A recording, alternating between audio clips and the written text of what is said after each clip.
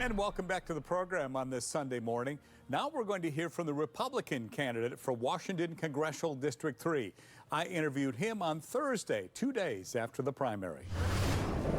With me now is Republican Joe Kent, who is advancing to the general election. Congratulations, Joe, on being one of the top 2 vote getters in Tuesday's primary. Thank you very much. Appreciate you having me. This is the second time that you and Democrat incumbent Marie Gluesenkamp Perez have competed for Washington's 3rd District's congressional seat. It's a rematch that's getting attention locally and nationally. Are you ready for another round with Gluesenkamp Perez? Absolutely. We had a really close race last time, less than a percentage point. I'm really excited about getting my message out, presenting solutions to how we're going to secure our border, get inflation under control, keep us out of endless wars, and protect our children. Marie Perez has failed to do all of that. She voted for Kamala Harris and Joe Biden's inflationary spending, open border that's killing residents in our district, the absolutely insane practices that are taking place in our schools, letting men into our daughters' dressing rooms, and marching us towards World War III. So there's a lot to discuss, and I'm really looking forward to getting the message out and taking her on again. As of Thursday, when we're recording this interview, your opponent has 46% of the vote. You have 39%. What do these numbers indicate to you about the November election? Well, we need to unify the Republican Party. The other Republican on the ticket, who already has graciously endorsed my campaign, got a decent amount of votes as well. So if we combine the Republican Party, reach out to the independents. There was also a really strong independent who ran and got about 3,000 votes. Looking forward to reaching out to folks who supported him as well, unifying just the Republican Party, and then also folks who have common sense values and who want to secure our border, get inflation under control, prevent us from getting into more foreign conflicts, and really start prioritizing our citizens here in Washington 3. Looking forward to unifying that, and I think we can actually get this done. How does the coalition that you've built for this campaign differ from what you did 2 years ago? Yeah, absolutely. At this time, 2 years ago, I had just defeated a 12-year incumbent and 3 other Republicans. We had a highly divided Republican Party.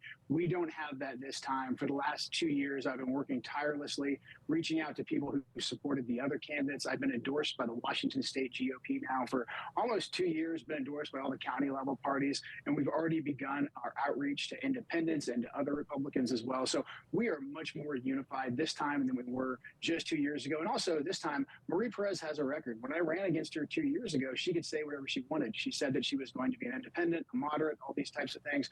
Once we expose her voting record, people are going to see that she does not represent the values of Southwest Washington. Former President Trump is endorsing you for a second time. I read, in fact, you got a phone call from him after the primary. How do you think his endorsement will impact your campaign?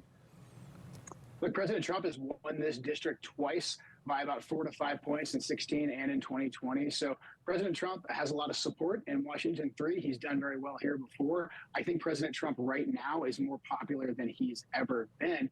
And that's not just because of the loyal Trump following. That's because people see a sharp contrast of what's taken place in the last 4 years under Harris and under Biden. And these policies have been fully supported by Marie Perez. So I think people see right now, one side wants to actually put our citizens first, secure the border, get inflation under control, prevent us from getting involved in World War III, restore common sense. And the other side is just marching us off the cliff with this inflation, wide open southern border, and all of these other crazy policies that I really look forward to getting into on the campaign trail. We interviewed Representative Gluesenkamp Perez on Wednesday and asked her if it concerns her that this time around the former president will be on the ballot. And of course, he endorses you. She said, I'm quoting here, he had it last time, and I don't think that people are judging Joe based on the list of endorsements, but on the weird things he's continuing to say online. This is still the same guy that's talking about a national ban on abortion and banning all immigration for 20 years to reestablish a white majority, end quote. We'd like to give you a chance to respond there, Joe. Well, I'm glad you brought that up. All Marie Perez has is rhetoric and no record to run on. That's why she's using these ad hominem insults. I do not support a national federal abortion ban. I support the overturning of Roe versus Wade that puts abortion back at the state level. So I would not support a federal abortion ban. And this nonsense about a white majority and trying to call me some kind of a racist. Look, I defended our country for over 20 years. I did 11 combat deployments for this nation with people of every single race, sexual sexual orientation, all of that.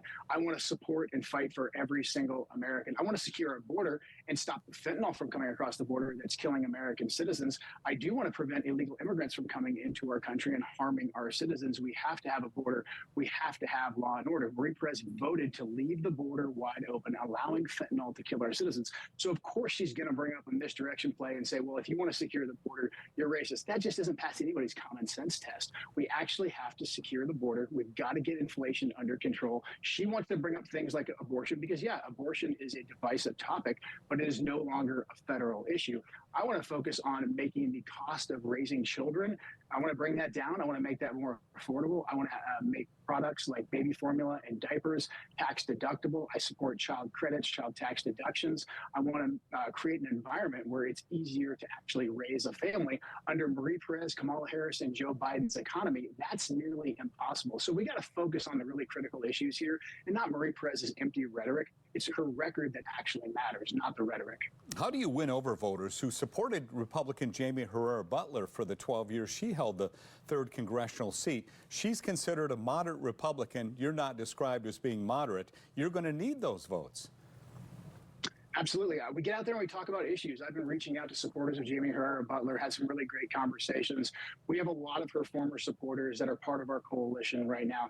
Because look, when we talk about the issues, everything I've already mentioned, when we talk about making it affordable for families to live, getting this inflation under control, stopping out of control DC spending, securing our border, protecting our children, preventing World War III. These are very, very common sense issues. So when we get out there and we talk about the issues, we win people over. That's a stark contrast between me and Marie Perez. She only uses empty rhetoric and calls people weird, calls people racist, because she can't discuss the issues. She can't talk about her record. As a matter of fact, we've had to create an entire website to document her voting record. It's called mariewatch.com. Everybody can check everything that I'm saying right now and see how truly radical she is to see beyond that empty rhetoric. But we win folks over by talking about the issues, and that's what I look forward to doing on the campaign trail. You wrote on X that your agenda includes securing the border, stopping fentanyl, and deporting the illegals. As a member of Congress, how would you actually do that?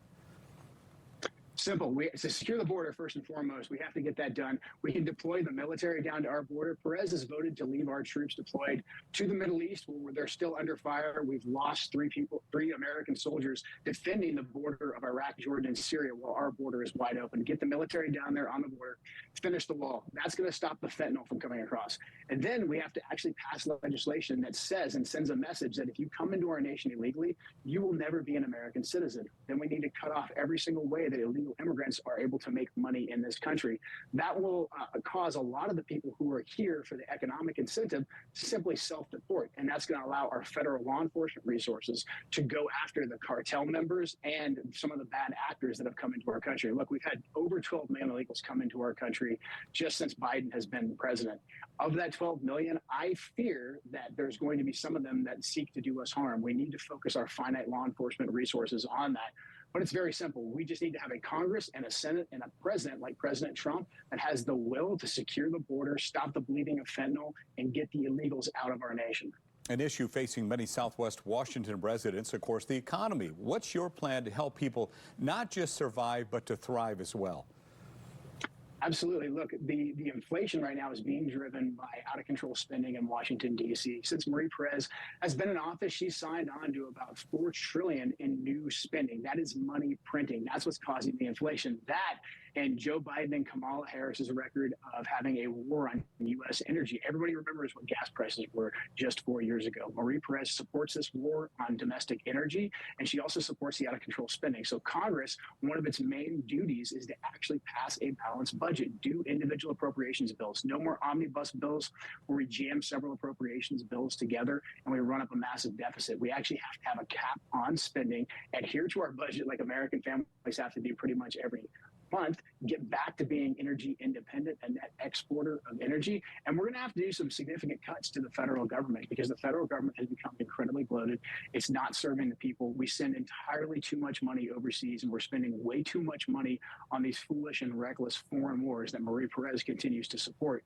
So prioritizing our citizens, balancing the budget, and energy independence is a key way that we can start easing the inflation that people are feeling right now. All right, Joe Kent, Republican candidate for Washington's 3rd Congressional District. Thank you for your time. We appreciate it.